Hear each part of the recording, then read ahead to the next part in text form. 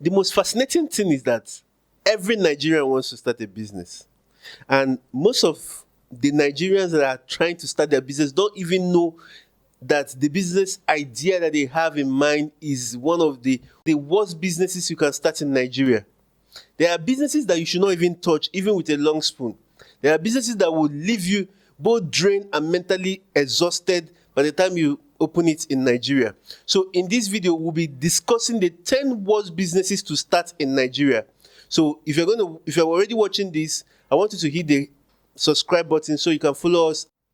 Number one business that will actually rake you when you start is a restaurant. I don't know why somebody would decide to start restaurant in this modern time and age. A restaurant has a likelihood of failing. Like the likelihood of a restaurant failing is too high. Between you starting that business and you scaling it, you will find out that you have exhausted the money not just to set up the environment, but the money to even continue to run it and cook and get things done there. And at the end of the day, you will not even have anybody coming to patronize you. So starting a business in Nigeria is one of the worst ideas you can do for yourself. So if you have a passion for cooking, you have a passion for serving people, fine, you can start a restaurant. But the bottom line is that you should not expect to make too much profit in a restaurant business. So starting a restaurant business is not even in the discussion when it comes to the good businesses that you should be starting in Nigeria. So restaurant is the number one no-go area when it comes to startup for the Nigeria economy. The number two is fintech. To get all the operating licenses to run a fintech in Nigeria is not cheap. So except if you have the money and you have the family and you have the friends that can support you with the funds that you need to actually start a fintech. Starting a fintech is a no-go area because just discussing the license alone, 100 million has actually dropped down. So if you're trying to start a fintech and you don't have the finances, don't even bother about it because you have to get CBN involved, SCC involved, and a lot of other licenses that are coupled with it. And the mindset of Nigerians is that once you are a fintech, you're already very big, you're already very enormous. So you can't even be able to attract the kind of talent that you need to actually grow and scale the business. So if you're trying to start a fintech and you don't have the finances to go for it, it's a no-go area in Nigeria because Nigeria does not have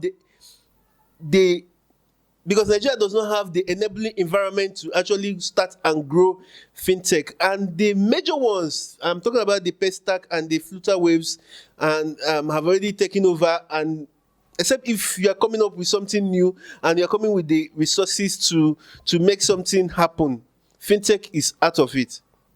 The number three business that you should not even endeavor to go in is a hotel business. Like, a hotel business is flawed in so many ways. Like, do you know how much human capital that you need to generate just ₦1 million in a hotel business? You need to employ not just a waiter, you need to employ a receptionist, you need to employ someone that will take care of the room, you need to employ a manager, you need to employ a gateman, a security guard, just to make ₦1 million in a single day or 2 days. And those people actually need to be paid as well. So starting a hotel business requires capital. Hotel business is just a subscription mode of real estate.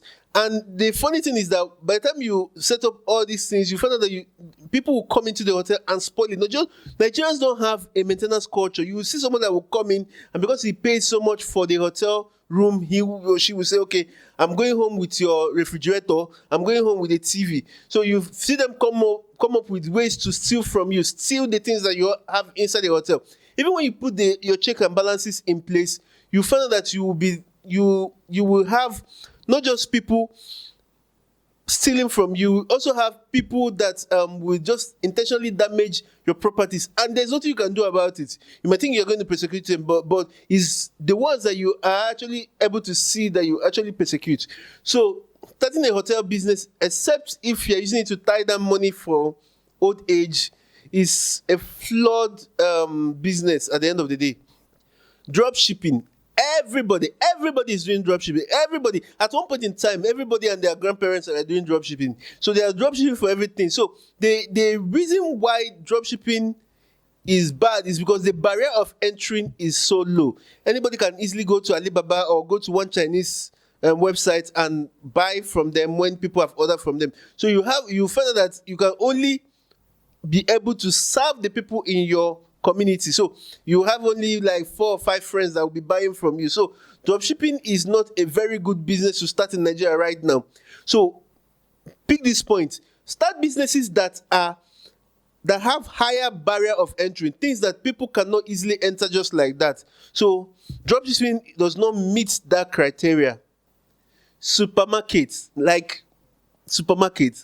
I don't know why people think that supermarket is a very good business to start, because when you look at the supermarket business model, you find out that the ones at the top end will mock up their prices so well, and the ones at the tail end will try to just sell with a 1 naira, 2 naira to be able to scale through and buy new stock. So you will be tied down to a perishable goods that will easily be able to expire. You have your stock and all that. Like, supermarkets is out of it. You have to employ staff that will attend to people, and at the end of the day, the profit margin that you are putting on your goods are not going to be that much. So why go through that stress? And to even compare it is that you have to be in a very good location as well, and good locations cost a whole lot of money. So if you're starting a supermarket, you should know that your likelihood of success is not that high. Okay, so always make sure that you do your due diligence and make sure that you're not just starting a supermarket business because you feel that there is money in it. There is literally no money in a supermarket. Number 6 is a media company.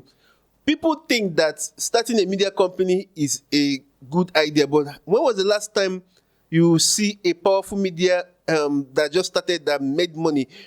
And it made money from that media company. Go and watch some YouTube videos from Nigerians that are less than 68 views. They're less than 100 views. In fact, this video, I'm not even sure it will get up to 1,000 views.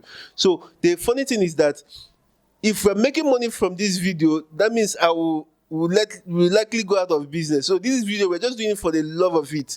So if you're starting a media company, just know that you are likely not going to make money from it. That's number 1. Number 2 is that, except if you have another way of monetizing it, if you are waiting for Google to pay you or for Facebook to pay you, they're just going to pay you few bucks for your 1 million views that you have, and you're not even going to get to that 1 million views. You understand? So media company in Nigeria is nothing to write home about, so don't even bother about it.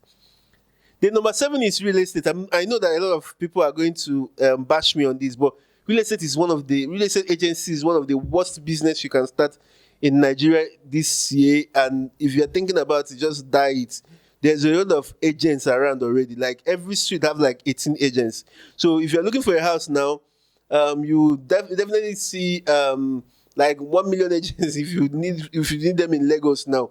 And I'm even talking about the low end, the ones that are even selling land. So the funny thing is that everybody have somebody in their family that is doing real estate, okay? So, and they're all selling the same set of land. They're all selling the same from the same developer. So what will make you to leave your brother or sister or cousin or nephew that is actually selling land to go to somebody else that is doing the same thing? Or it makes no sense. So the barrier of entry, like I always say, has gone so low in real estate, which means that you're likely going to not patronize the next person, or you're likely not going to patronize the other person. You're going to patronize somebody that is close to you. Okay, so so starting a real estate company is literally out of it if your intention is to make money. But if your intention is that you already have a lot of network around you, that you already have people in diaspora that will likely patronize you, fantastic idea. You can start a real estate company. But apart from that, starting a real estate company is out of it. Number 8 is a fuel station. Like, it makes absolutely no sense that somebody would take billions to build a fuel station, to build that kind of real estate in a prestigious location with a lot of infrastructure and licenses, just to make peanuts on the money they are putting in. Building a fuel station already is capital intensive, and I'm not even sure that the people that have actually built it will be able to recover their investment. I think most of them just build it, and after some years they will sell it to another person and move on, because you cannot be able to recover the money you have put into fuel station. So building a fuel station is literally out of it. So if you have the money to go for it, fine, you can go for it. But if that's your last money in your bank, is literally not a very good investment in Nigeria. Number 9 is e-commerce. Out of 10 e-commerce websites we build, only like 1 succeeds. Only like 1 continue business after the first 1 year. Some might even try to push it through 1-2 years, but you find out that they will close. Why are they closing up? You ask yourself. Number 1 is Nigerian mentality of they will dupe me. So which is they pay on delivery method. So you are selling an iPhone now, and somebody comes to your website and order for it. The person will see that they have to pay with their card or transfer. The person will go away. He doesn't even want to think about it. But if you have a pay on delivery, the person will accept. Now, 2 things are going to happen, or 3 things after all. 2 things are going to happen. 1, the first thing is the good one. They get there, the bike person gets there, look at the phone, they will collect the phone. After they have tested it to make sure that it's okay, then they will pay the bike. They will pay you and pick the bike person to go. The second thing is that you get there, you call their number from today to tomorrow. Nobody will pick up. Then you have to also pay the bike person at the end of the day, so you are losing money. And the third thing that will happen is that bike person will get there, they will beat the bike person, collect the phone, and still beat the bike person again. So you can't win on e-commerce, except if there's a way you want to run it. You have the money to hire your own bike people and put some security features in place, like the way Jimmy and Konga have done. But apart from that, if you are starting if you're starting an e-commerce business in Nigeria, you should be well aware that it's a tough hill to climb. Don't just think that, I've started a business, I'm good to go. But you should be aware that this business that you have started also needs what we call money to run adverts, and what we call customer acquisition cost. Is going to need a whole lot of money to acquire customer, and it's not a little amount. And the 10th one is music label.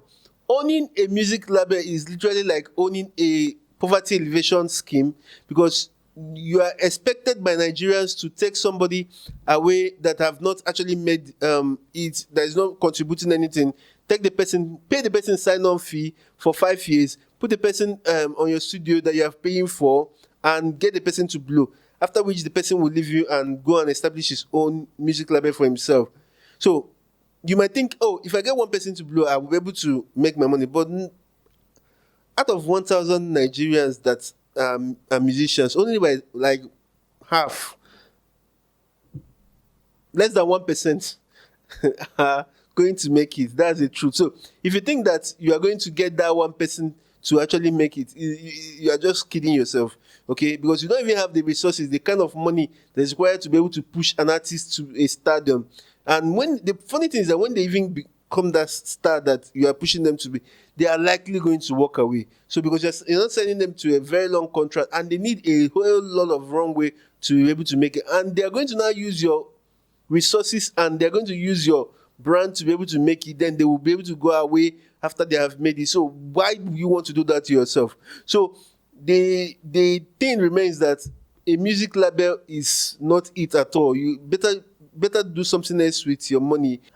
And with the rise of subscription models and all that, it doesn't really make sense, because the royalties are not even going to come that much. So you have to pay so much to promote that artist for the artist to be able to make it. So these are the 10 worst businesses to start in Nigeria. If you have the money to go for this business, you can try it out. After all, failure is a lesson, and you can also be part of learning part for for the future people that want to try them. But if you have limited money that you need to succeed at all costs, you should stay away from these 10 businesses and use your money and do some other things. Okay, so if you like this video, please like and comment, and tell me other businesses that you feel that are also bad businesses to start in Nigeria. Do have a wonderful day.